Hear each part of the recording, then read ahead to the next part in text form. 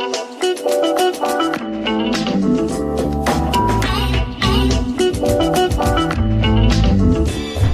what's up guys? Welcome back to BLCTR.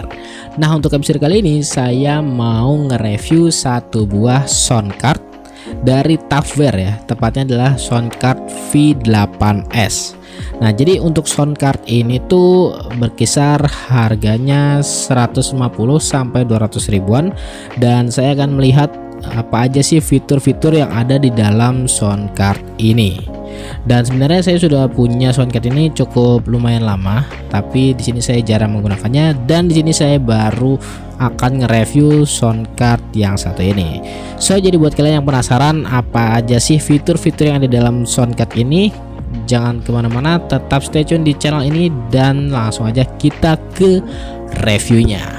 Oke guys, sekarang di hadapan saya sudah ada satu buah sound card dari Tavware. Tepatnya adalah Tavware V8S. Dan untuk packagingnya sendiri seperti ini, berwarna merah ya, dengan ada gambar sound cardnya itu sendiri di bagian pojok kiri. Lalu untuk di sebelah kanannya itu terdapat tulisan Live Sound Card Network Song Phone Instrument Recording. Dan di sini ada beberapa perangkat yang kompatibel dengan sound card ini. Kalau untuk bagian atasnya tidak ada tulisan apa-apa lagi. Di sini sama tulisannya seperti di bagian kanan. Untuk sebelah kiri juga sama. Dan sekarang tanpa basa-basi lagi, langsung aja kita lihat apa aja sih kelengkapan yang diberikan oleh sound card Tavware V8S ini. Dan sekarang kita buka. Nah, di sini untuk pertama-tama kita dihadapkan dengan perkabelan ya. Di sini untuk perkabelannya kita akan keluarkan terlebih dahulu. Kita akan mendapatkan apa saja sih? Nah, untuk perkabelannya sendiri di sini yang pertama kita mendapatkan satu buah micro USB ya. Di sini biasanya untuk mengecas sound card itu sendiri. Dan yang kedua kita mendapatkan kabel jack 3,5 to micro USB, dan yang ketiga itu sama ya, jack 3,5 to micro USB. Yang keempat juga sama. Nah, di sini nanti akan saya jelaskan kenapa kita mendapatkan 3 kabel yang sama. Oke. Nah, sekarang kita akan taruh dulu kabelnya, dan di sini sudah ada barang utamanya yaitu sound card Tavware V8S. Nah, ini kita akan buka dulu untuk plastiknya. Kita keluarkan. Oke, ini kardusnya kita singkirkan dulu ya.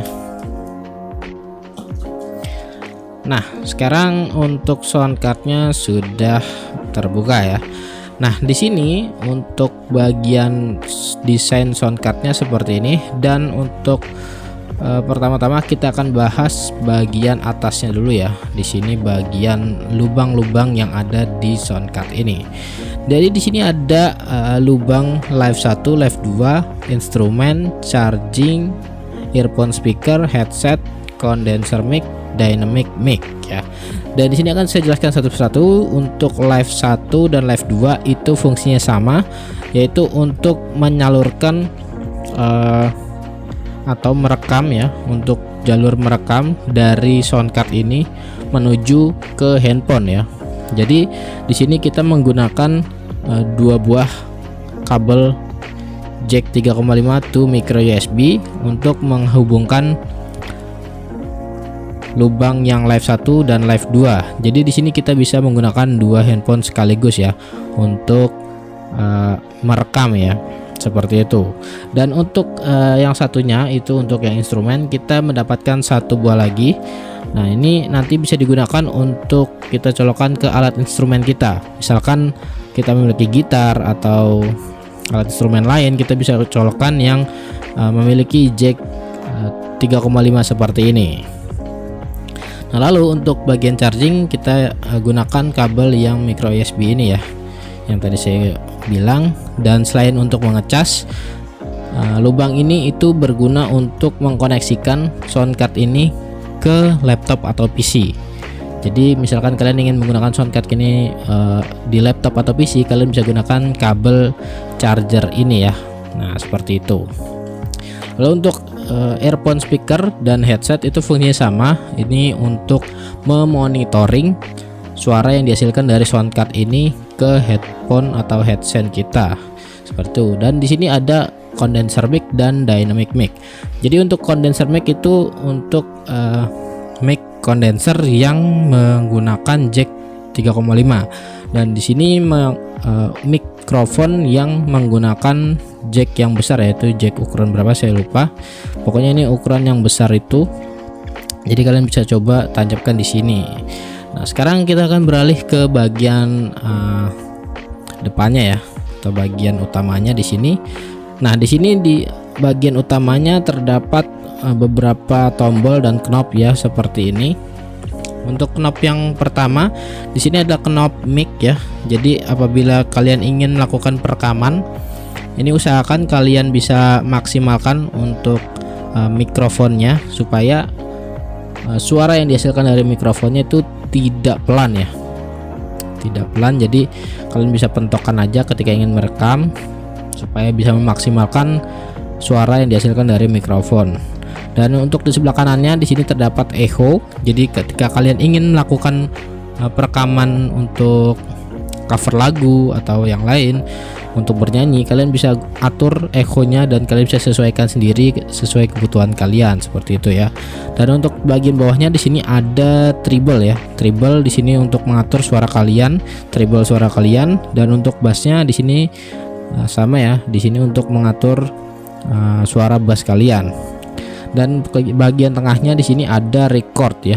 Nah, gunanya record ini untuk merekam ya. Jadi ketika kalian sambungkan di HP atau di laptop, usahakan kalian geser ke bagian kanan ya, agar perekamannya semakin jelas gitu ya, semakin tertangkap jelas.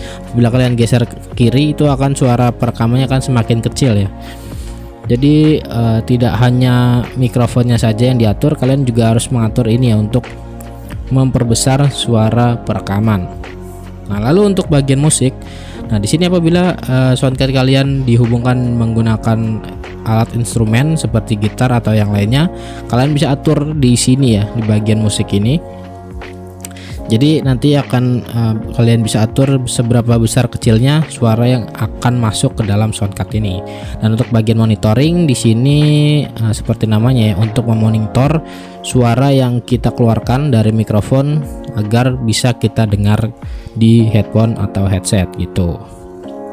Lalu di bawahnya sini terdapat tombol-tombol yang sangat banyak kegunaannya seperti elektro, pitch bend, shockwave, mic, lalu ada silence, terus ada dial ya.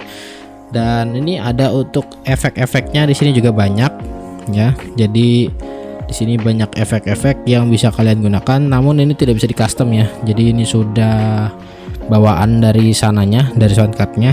Jadi tidak bisa di custom untuk efek-efeknya. Dan terlebih lagi untuk soundcard TAFR V8S ini sudah dilengkapi oleh Bluetooth ya. Jadi apabila kalian ingin mendengarkan suara monitoring tanpa menggunakan kabel, itu bisa ya. Jadi kalian bisa gunakan headset Bluetooth untuk memonitoringnya. Namun apabila ingin merekam itu belum bisa menggunakan Bluetooth ya. Jadi untuk Bluetoothnya ini hanya bisa digunakan untuk memonitoring suara yang dihasilkan dari soundcard ini. Nah, seperti itu.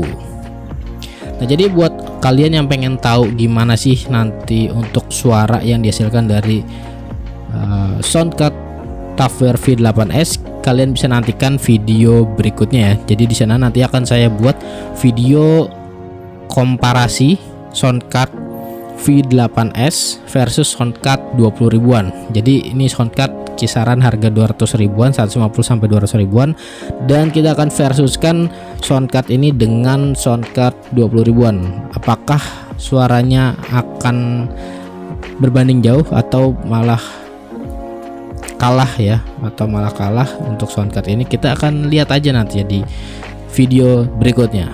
Oke. Nah, oke guys, mungkin sampai di sini aja review yang bisa saya share untuk kalian. Semoga kalian terhibur ya dengan review kali ini. Dan buat kalian yang ingin mendapatkan soundcard TAFR V8S, kalian bisa cek link pembeliannya ada di kolom deskripsi. Saya sertakan link pembeliannya ada di sana. Dan satu lagi, buat kalian yang suka dengan video ini, kalian bisa tekan tombol like-nya. Buat kalian yang tidak suka, kalian bisa tekan tombol dislike juga nggak apa-apa. Buat kalian yang belum subscribe atau baru bergabung, kalian bisa langsung aja klik tombol subscribe-nya di bawah, dan jangan lupa juga untuk nyalakan lonceng notifikasinya agar kalian tidak ketinggalan video-video terbaru lainnya dari saya. So, mungkin sampai sini aja. See you on the next video. Bye bye.